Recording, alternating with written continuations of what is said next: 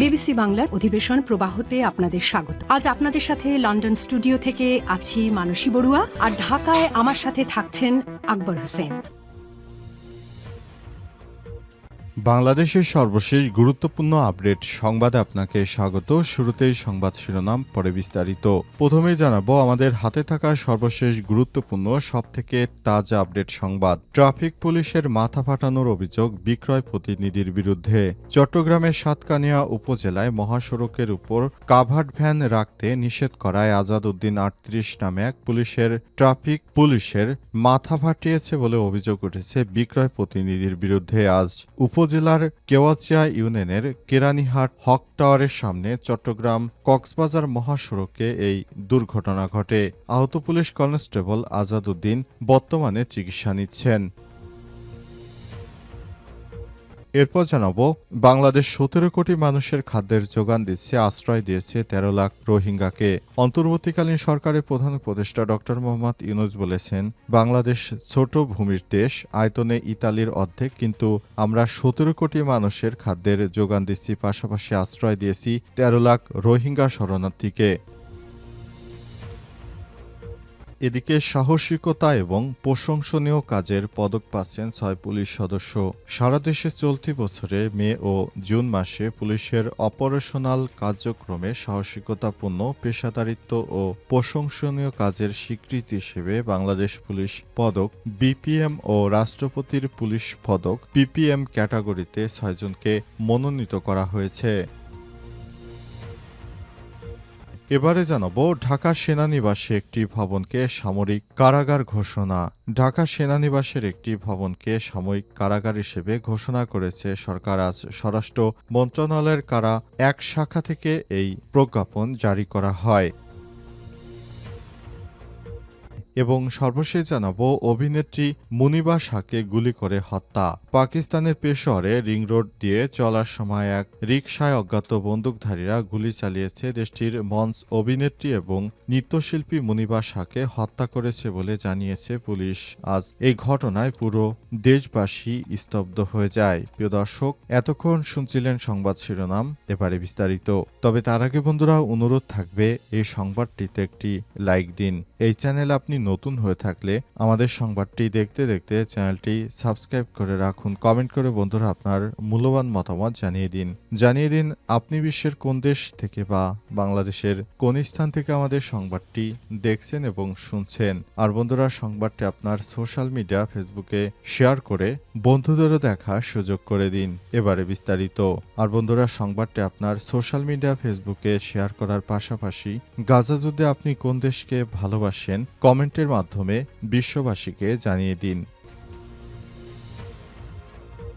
Traffic পুলিশের মাথা ফাটানোর অভিযোগ বিক্রয় প্রতিনিধির বিরুদ্ধে।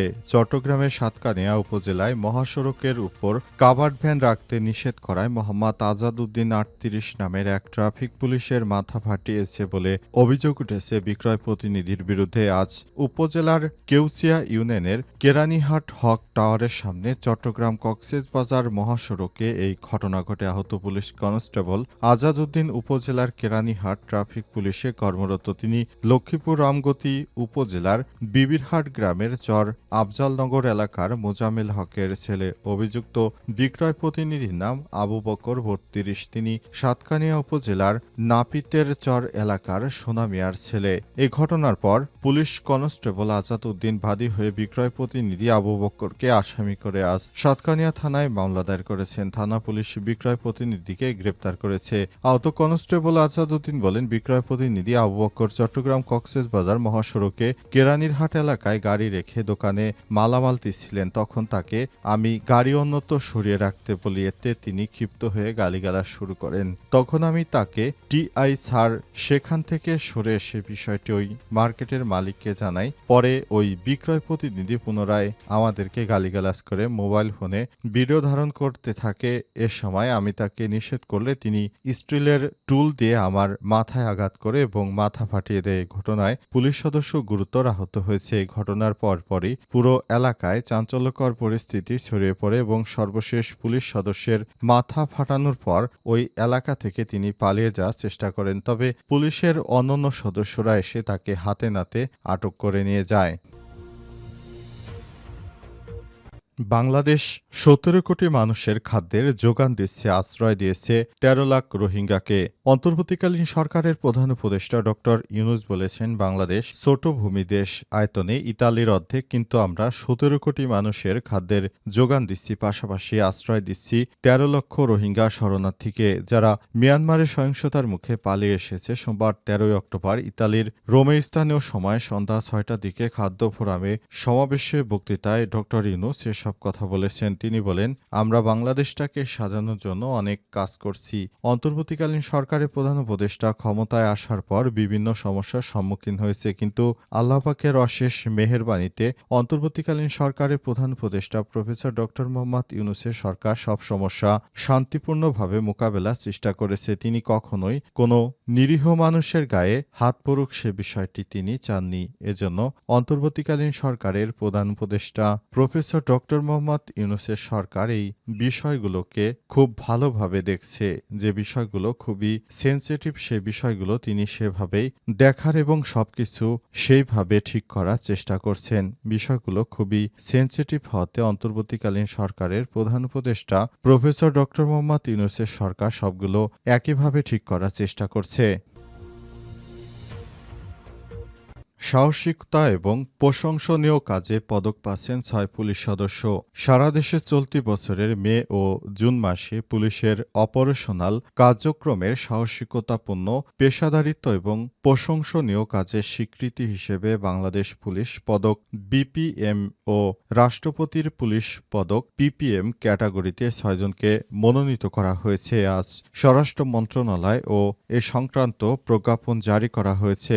পদকের জন্য মনোনীতদের জন্য বিপিএম পিপিএম পদক পাচ্ছেন এএসআই নিরস্ত্র আতিক হাসান, আর ৫ জন পাচ্ছেন পিপিএম পদক। তারা হলেন ঢাকা মেট্রোপলিটন পুলিশ ডিএমপি সহকারী পুলিশ কমিশনার এনায়েত কবির শোয়েব, কুমিল্লার সদর দক্ষিণ মডেল থানার এসআই নিরস্ত্র এমদাদুল হক, মুন্সিগঞ্জ সদর থানার হাতিমারা পুলিশ তদন্ত কেন্দ্রের এএসআই নিরস্ত্র এমদাদুল হক, গাজীপুর হাই পুলিশের কনস্টেবল আমিনুর রহমান খান ও ডিএমপির কনস্টেবল সুজন আলী। এই ঘটনায় পুলিশের মধ্যে স্বস্তির হাওয়া বইছে। তারা এই ধরনের পুরস্কার পাওয়াতে তারা কাজের প্রতি আরও বেশি অ্যাক্টিভ হবে বলে মনে করা হচ্ছে। পুলিশের এই সদস্যরা দীর্ঘদিন ধরে বঞ্চিত ছিলেন। শেখ হাসিনার সময় পুলিশের এই সদস্যরা বঞ্চিত থাকার কারণে নানারূপ সুযোগ সুবিধা তারা পেতেন না, কিন্তু অন্তর্বর্তীকালীন সরকারের প্রধান উপদেষ্টা এসব সুযোগ দিয়েছে তাদেরকে।